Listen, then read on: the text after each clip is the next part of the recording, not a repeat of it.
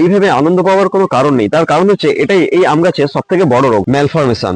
সবাই কেমন আছেন? আশা করি সবাই ভালো আছেন। আর সামনে তো সরস্বতী পুজো গেল, পুজো আশা করি সবার খুব ভালো কেটেছে। চলুন মেন টপিকে আসা যাক। আজকের মেন টপিক হচ্ছে আম গাছ। অ্যাকচুয়ালি আমাদের বাগানে বা ছাদ বাগানে টবে যেসব আম গাছ রয়েছে, সেই আম গাছগুলোতে এই সময় মুকুল আসতে শুরু করেছে আর নতুন পাতা আসতে শুরু করেছে। আর ঠিক এই সময়ে এই আম গাছগুলোতে একটা বিশেষ রোগ দেখা যায়। এই রোগ যদি একবার কোনো আম গাছে হয়, সেই আম গাছকে বাঁচানো খুব চাপের হয়ে যায়। আম গাছের এই বিশেষ রোগের নাম হচ্ছে ম্যালফরমেশন বা গুচ্ছ রোগ। প্রথমে দেখাই এই রোগটা কেমন হয়।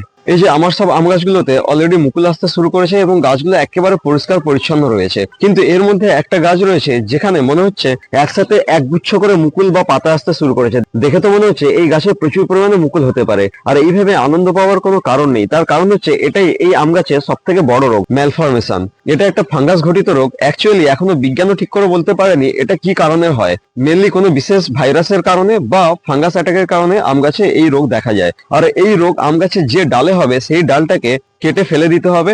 আর যে গাছে হবে সেই গাছটাকে বাকি সব গাছ থেকে একটু আলাদা রাখতে হবে, কারণ এই সময় আম গাছে মুকুল আসার সময় এর পাশে যদি অন্য কোনো গাছ রাখা হয় এবং সেই গাছে যদি মুকুল আসতে শুরু করে, তখন এই গাছের কারণে বাকি গাছগুলো এফেক্টেড হতে পারে। সেই কারণে এই যে গাছে এই ধরনের রোগ দেখা যাবে সেই গাছটাকে পুরো আলাদা করে দিতে হবে। শুধুমাত্র আলাদা করে রেখে দিলে হবে না, আমরা যদি আলাদা করে রেখে দিই তাহলে ওই গাছটা পুরো এফেক্টেড হবে এবং গাছটা মারা যাবে। তাই ওই গাছটাকে বাঁচানোর জন্য গাছের যে অংশে এরকম এফেক্টেড হয়েছে সেই অংশটাকে কেটে বাদ দিতে হবে। এই গাছের এই ডালটা পুরো এফেক্টেড হয়ে গেছে, মানে মেন দুটো ডাল এফেক্টেড হয়েছে, কিন্তু তার নিচ থেকে যে দুটো ডাল বেরিয়েছে, এই ডালটা এবং এই ডালটা, এগুলো কিন্তু এফেক্টেড হয়নি। দেখুন একেবারে নতুন পাতা বেরোচ্ছে। তাই এই দুটো ডালকে রেখে দিয়ে আমি ঠিক এইরকম জায়গা থেকে পুরো গাছটাকে কেটে দেবো, যাতে এই দুটো ডাল থেকে গাছটা আবার নতুন করে বেড়ে উঠতে পারে। এবং এই গাছে এবছর আমি কোনো ফল নেব না। যদি আমি এই অবস্থাতে এই গাছে ফল নিই তাহলে এই গাছটাকে বাঁচানো আরো চাপের হয়ে যাবে। তাহলে চলুন আগে এই জায়গা থেকে কেটে বাদ দিয়ে দিই। আর গাছের যে অংশটা এই কেটে দিয়েছি সেই জায়গাতে ভালো করে ফাঙ্গিসাইডের পেস্ট লাগিয়ে দিতে হবে, না হলে এই জায়গা থেকে ফাঙ্গাস অ্যাটাক করে পুরো গাছটাই মারা যাবে। আমি এখানে সাব ফাঙ্গিসাইড নিয়েছি। এই ফাঙ্গিসাইডটাকে অল্প করে নিয়ে একটু গাঢ় করে গুলে নিয়েছি।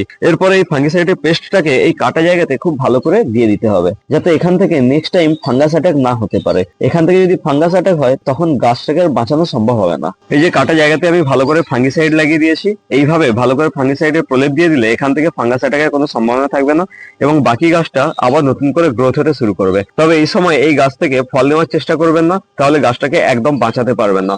গাছটাকে একটু 2-3 বছর গ্রো হতে দেবেন, তারপরে গাছ থেকে ফল নেওয়ার চেষ্টা করবেন।